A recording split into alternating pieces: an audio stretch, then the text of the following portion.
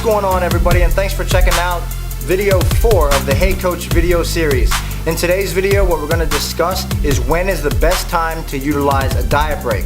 If you guys saw yesterday, I discussed a case study that I did with one of my clients from 2016 into 2017, and we answered the question, do diet breaks help to offset some of the negative physiological adaptations that occur during a fat loss phase? And in short, if you guys didn't check that video out, I'll just go ahead and tell you that there was a positive outcome. Now, I got a question from one of my clients who says, I understand you talk a lot about diet breaks, but when is actually the best time to use them? So what I want to present to you guys today is when is the best time to utilize a diet break. Now, we'll break this up into 2 different sections. One of them is going to be a general population client. The other one is going to be a physique client or a competitive client. So we'll start with Gen Pop first, because I think the majority of us, anybody who's watching this video, likely has more Gen Pop clients than they do competitive clients. So in regards to the Gen Pop, creating a vision, creating a plan for each one of your clients makes you the leader, makes you the coach, because you have the vision, you have the plan. So what you need to do is get them on the same page as you and create the plan, create the vision before they even start their fat loss phase. To go a step farther than that, you also need to plan what you're going to do after the fat loss phase has come to an end. Now, in theory, we can take a look at this long journey and we can say that, would it be the best idea to just attack fat loss and have them in a calorie deficit the whole time? Maybe this fat loss phase is 12, 16 weeks or more. We don't know. But we're just providing a guideline. If we look at the big picture of this fat loss phase, we can program in diet breaks at some point. My first thought about this is all athletes typically have a halftime, or they break their sport down into quarters. So we could essentially do the same thing in our sport or in the way that we work. So if a fat loss phase is, let's just say 20 weeks, and in between that time, we program in maybe 2 diet breaks, right? So we would have maybe a 6 to 7 week fat loss phase, 1 week to diet, 6 or 7 weeks for fat loss, 1 week to diet break, and then finish out the fat loss phase. Again, just having a vision, programming that in, having a plan of attack goes a long way. I can't tell you guys how many people I see and I get inquiries from that start fat loss phases with no idea, with maybe another coach, and the coach has no idea of what the actual vision is. If you don't have a vision and you can't create a plan for your client, you're not a coach. So I'd highly recommend you just stop coaching now. Getting back on that topic, you can program in diet breaks periodically just to help you guys offset some of those negative adaptations.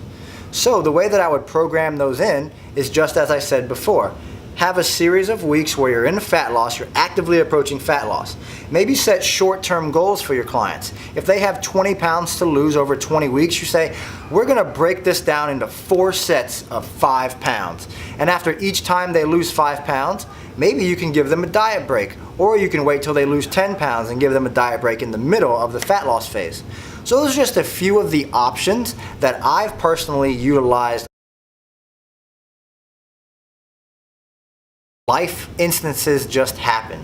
Things happen that place people under very high amounts of stress, and typically the last thing somebody wants to do when they're super stressed out is follow some sort of lower calorie diet. And when they get stressed, a lot of people actually use food as a way to cope with stress.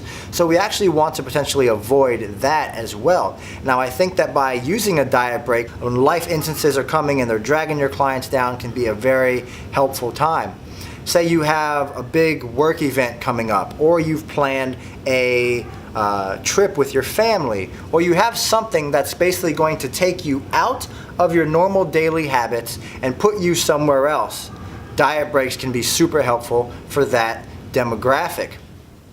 Most people's biggest problem is going on vacation and being so scared that they're going to gain a bunch of weight back. But having the education, having the awareness of using diet breaks, you as a coach, it's a very powerful tool. Having the ability to use these diet breaks can really place you in a position to be in control of your client's body. And it also teaches them that just because they're going on vacation, doesn't mean they're gonna gain a bunch of weight. You are going to take on a prep and you're gonna crush it. But how do you take on that prep and how do you crush it? Creating a plan, having a vision is number one. Have a plan of action for what you're gonna do after is also part of number one. Number two, think about the prep. How many weeks are you gonna prep? Now we can strategically plan in diet breaks somewhere along the way.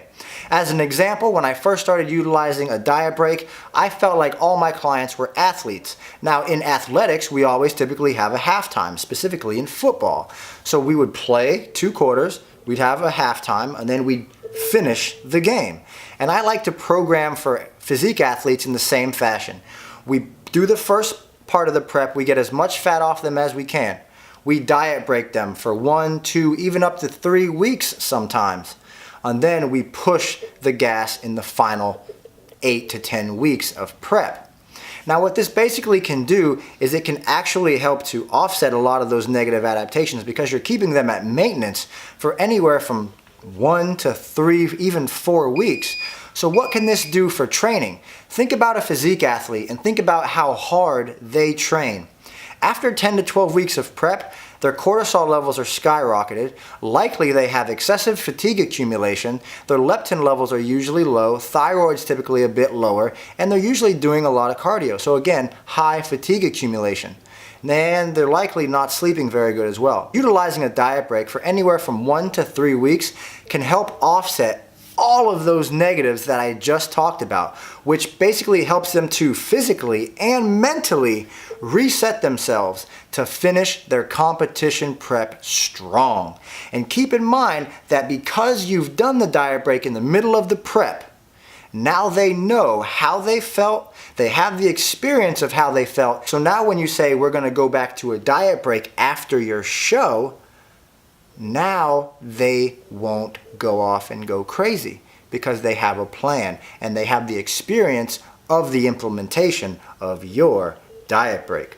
So I really think that learning more about diet breaks and utilizing diet breaks more with your clients can actually help keep them in more control of their metabolism for the long haul. And I really think that it can help solve a lot of America's problem, which is weight regain. Thanks for checking out this video. I hope the video and the content of the video helped some of you guys out. I look forward to seeing you guys in the next one. My name is William Grazione, and we are out.